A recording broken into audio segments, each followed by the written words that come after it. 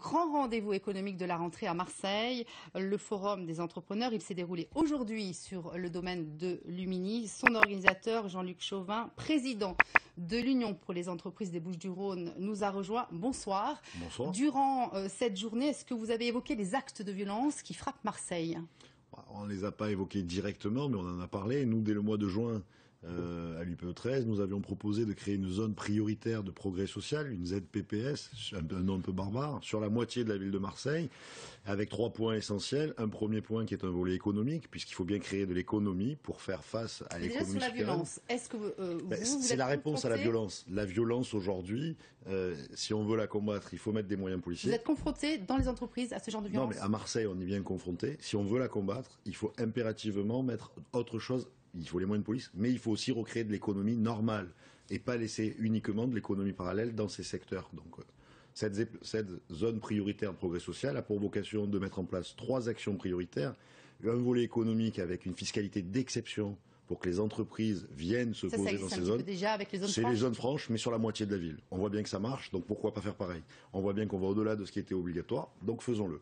Créer de l'emploi au plus près, parce que ça crée de la vie. Chaque fois qu'on installe une entreprise, on crée à côté des commerces de proximité. Un deuxième volet qui est un volet indispensable, qui est un volet d'urbanisation, réurbanisation de ces quartiers sur la moitié de la ville. Un petit peu un euromètre, pour faire simple, un euro méditerranéen. Vous ne travaillez pas seul là avec... On ne peut pas travailler seul. Nous, c'est une proposition qu'on fait. Il faut que l'ensemble des élus locaux soient d'accord et qu'on le demande à l'État, puisque c'est l'État qui a les moyens. Donc là, dans ce volet urbanisme, on repense les quartiers, on casse certaines cités, on aménage, on rend humain.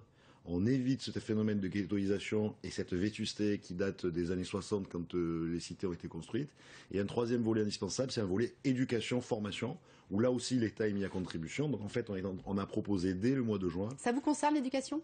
Bien sûr, ça nous concerne. Ça nous concerne, puisque quand on veut ensuite prendre des jeunes ou dans nos entreprises, il faut qu'ils soient un minimum dans le fonctionnement de la vie de tous les jours, qu'ils aient des horaires, qu'ils sachent être là à l'heure quand il faut, partir quand il faut, qu'ils sachent lire des consignes pour faire partie de la vie de tous les jours. Et puis, c'est un bon moyen, l'éducation, de garder les jeunes dans un système qui va plutôt dans le bon sens, plutôt que les laisser sur le chemin faire autre chose.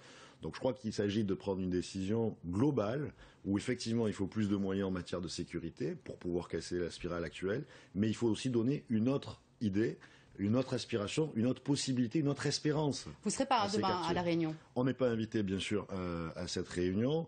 Nous on le propose depuis le mois de juin. Ce qui sera intéressant de voir dans les semaines à venir, c'est comment réagissent les élus locaux. Si on veut obtenir le changement, il faut que tous les Marseillais, tous les citoyens marseillais et les entrepreneurs aient un rôle à jouer, puisque seules les entreprises créent de l'emploi et créent de la richesse, dont les entreprises que je représente, jouent avec les élus locaux, les citoyens locaux, pour demander à l'État un plan d'exception pour la deuxième ville de France. Il ne nous reste plus beaucoup de temps, mais c'était très intéressant ce que vous avez dit à propos des entreprises et de leur rôle au niveau de la violence. Comment elles se portent, ces entreprises, dans le département? Je vous dirais qu'elles n'échappent pas à la situation nationale. Aujourd'hui, les carnets de commandes ne sont pas pleins, les entrepreneurs sont inquiets, les difficultés de trésorerie sont là maintenant depuis 3 ans ou 4 ans que nous sommes en crise.